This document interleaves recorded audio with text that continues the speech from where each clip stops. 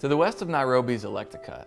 It's a curious place. Its arid land is home to farmers with no irrigation. There's no close, reliable water source for their crops or animals. This is a thriving community of 10,000 with no running water in their homes, their schools, their hospitals, or their orphanages. The Maasai village of Oletukat has never had water. Water.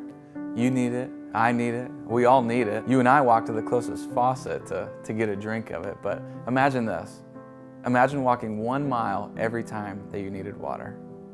Now double that. Now triple that. That's what the villagers of Oletukat do every time they need water. They walk 3 miles to the river and 3 miles back. It's disgraceful for men to do this over there, so consequently, the women are the ones making the 6-mile trek. And sometimes it's the children. Mashuku is one of the women who make this journey at least once a day to provide for her 8 children. In school, kids take turns leaving to get water for their class. The hospitals send their staff or perhaps their patients' family members to get water for surgery and meals. Parents, imagine this. Your child cannot eat without a trip to the river.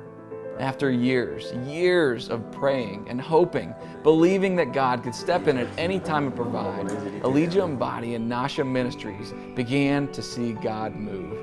In 2014, the unbelievable was set in motion. The Lord united Nasha Ministries to the Hope Venture in Nebraska, a handful of donors in Kentucky, the elders of the Maasai tribe in Oletukat, and together they constructed a bold plan to supply the people of Oletukat with water via an underground pipeline. Kenyan experts and engineers were hired, a strategy and accountability plan was mapped out with Oletukat, and the massive undertaking began.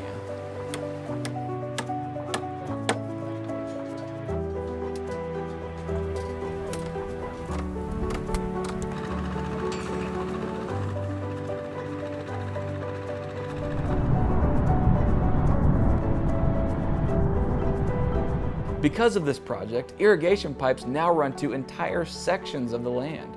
That's huge for this village. That means farmers don't have to depend on seasonal rains to water their crops. That means they can plant multiple times a year with reliable harvest. The result is twofold. The people and their families have food to eat and plenty left over to share and to sell. And the people were so grateful to God for providing water that they threw a celebration, and we got to be a part of it.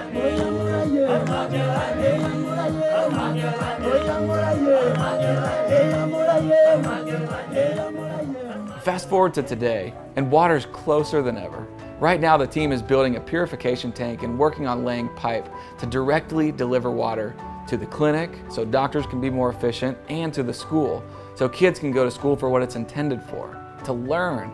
Families have enough water readily available to wash and drink, enabling them to be healthy, to study and work. And as a result, the economy of the entire community is increasing. The collective goal for this water project is for it to be self-sustaining. This requires ownership. The leaders of the community have been part of the project from the very beginning and are in fact considered partners. The Maasai have helped put in the pipes and build the tanks. And because of this, the entire community is committed to maintaining the entire system, the pumps, the pipes, the tanks, all of it. In just a few years, this community has gone from a cycle of poverty and disease to having accessible water. This translates to healthy people, healthy crops, and healthy animals. And now, in a whole new way, the village is talking about ways that they can serve others in their area. If you want to find out more about Oletukat Water Project, about Nasha Ministries, or about the Hope Venture, check out the information on the screen.